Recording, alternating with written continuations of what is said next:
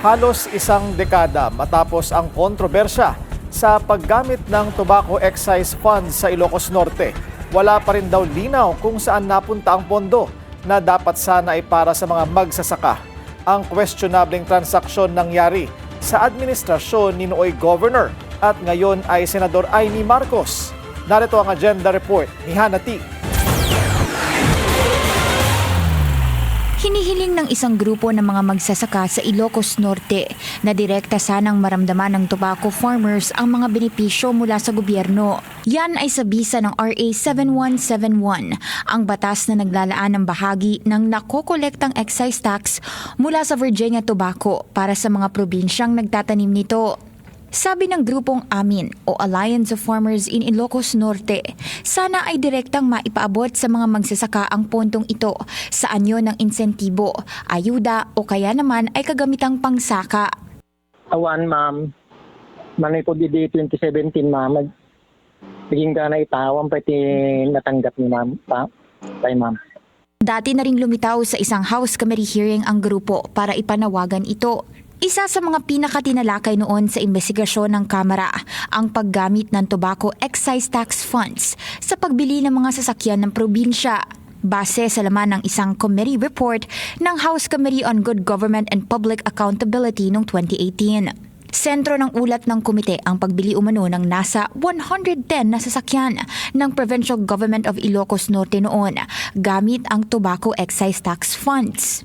Nasa higit 66 million pesos ang halaga ng mga transaksyon na ito.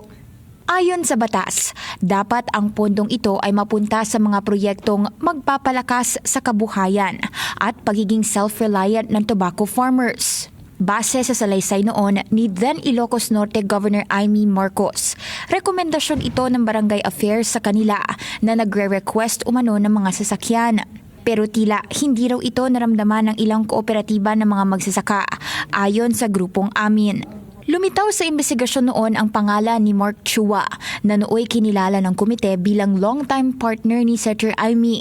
Si Chua raw ang nagsilbing tagapag-ugnay sa supplier ng mga sasakyan bago ito naibenta sa provincial government. Sa panig naman ng probinsya, iginiit ni then Governor Amy na may benepisyo ang mga sasakyan sa mga barangay at magsasaka. Depensa rin ng probinsya, ang mga sasakyan ay bahagi ng programang tutulong sa kabuhayan ng mga tobacco farmer at kanilang komunidad.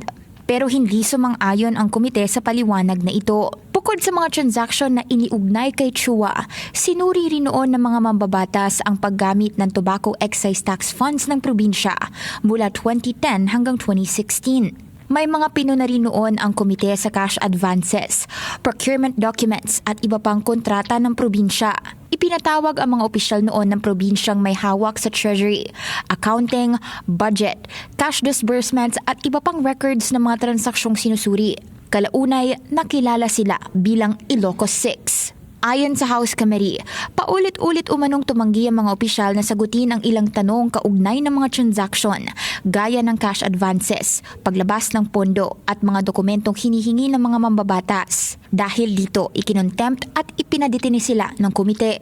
Kalaunay dumulog ang mga opisyal sa korte at naglabas ng writ of habeas corpus, ang Court of Appeals, na nag-uutos sa Kamara na palayain sila. Paulit-ulit din ipinatawag si Mark Chua sa pagdinig pero hindi siya sumipot. Dahil dito, na-cite siya in contempt at inutusan ng komite na ipaditine. Kalaunay inirekomenda ng House Committee ang pagsasampa ng administrative at criminal cases laban sa mga nasangkot sa transactions na inimbestigahan. Bagamat itinanggi ni nooy Governor Amy ang anumang irregularity sa paggamit ng tobacco excise tax funds ng probinsya, nagbukas ng motu proprio fact-finding investigation noon ang Office of the Ombudsman. Tinanong na rin ng BNC ang ombudsman kung ano ang naging kalagayan ng nasabing investigasyon, pero wala pa itong tugon sa ngayon. Samantala, 8 taon matapos ang kontrobersya, nananatili ang panawagan ng ilang tobacco farmers na direkta nila sanang maramdaman ang mga benepisyong nilalayong ibigay ng batas. Para sa agenda, Hannah T, Billionaire News Channel. Manatiling nakatutok sa Billionaire News Channel, sumubaybay sa aming social media accounts at mag-subscribe sa aming YouTube channel para sa mga eksklusibong balita at storya.